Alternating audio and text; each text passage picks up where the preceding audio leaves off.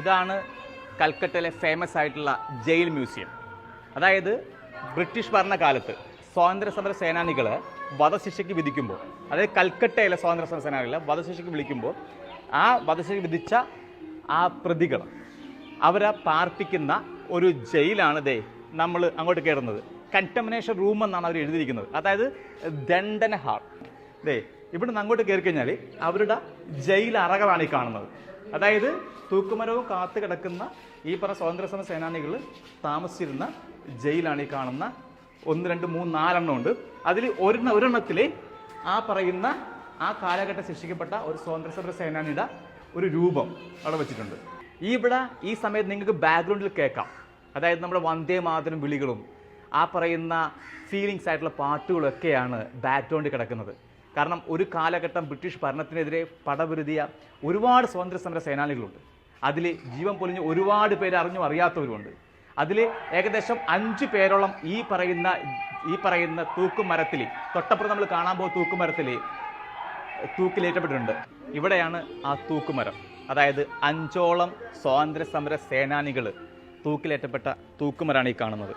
അതായത് 1926 അനന്തഹരി മിത്രയും 1926 പ്രമോദ് രഞ്ജൻ ചൗധരിയും 31 ദിനേശ് ഗുപ്തയും രാംകൃഷ്ണ ബിശ്വാസ് 31 ദിനേശ് മംചുദാർ 34 അങ്ങനെ 5 സ്വാതന്ത്ര്യ സമര സേനാനികളാണ് ഇവിടെ തൂക്കിലേറ്റപ്പെട്ടത്.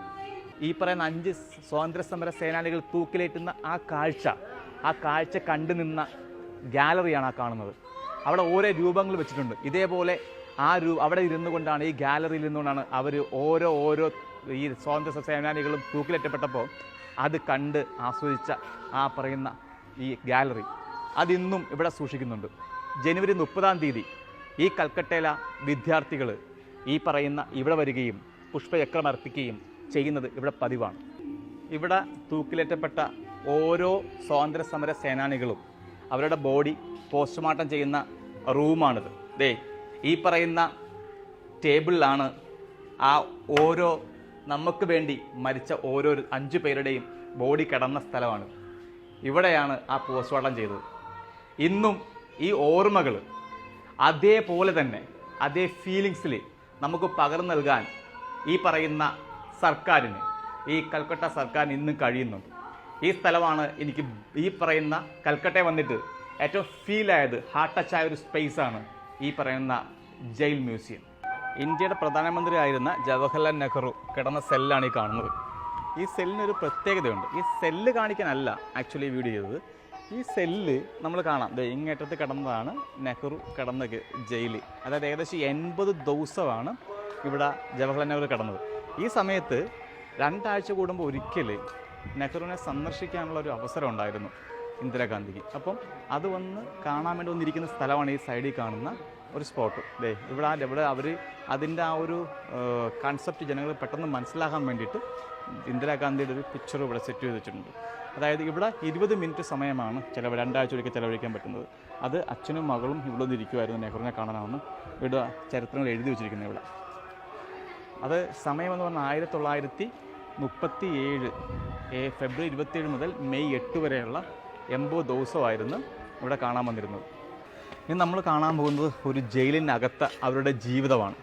ആ ജീവിതം അതേപോലെ തന്നെ അവരുടെ അവരെ എങ്ങനെയാണ് ജയിലിൽ ജീവിച്ചിരുന്നത്, ആ ജീവിച്ചിരുന്നതിൻ്റെ ഓരോ ദൃശ്യങ്ങളുമാണ് കാണുന്നത്. ഇവിടെ ചെറിയ ചെറിയ സൗണ്ടിലൂടെ അത് നമുക്ക് പകർന്നു നൽകുന്നുമുണ്ട്.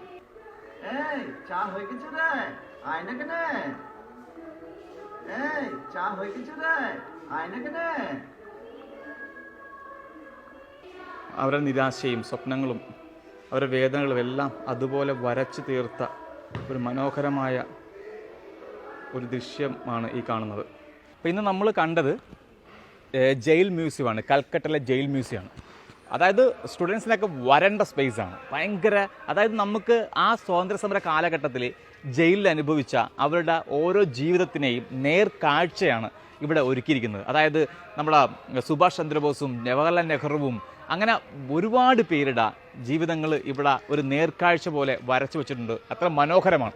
തീർച്ചയായിട്ടും ഇവിടെ വരാൻ ശ്രമിക്കുക. കാരണം അത് കൽക്കട്ടയിൽ വന്നാൽ മസ്റ്റ് വരേണ്ട ഒരു സ്ഥലമാണ് ഈ പറയുന്ന ഈ സ്ഥലം, അതായത് ഈ ജയിൽ മ്യൂസിയം.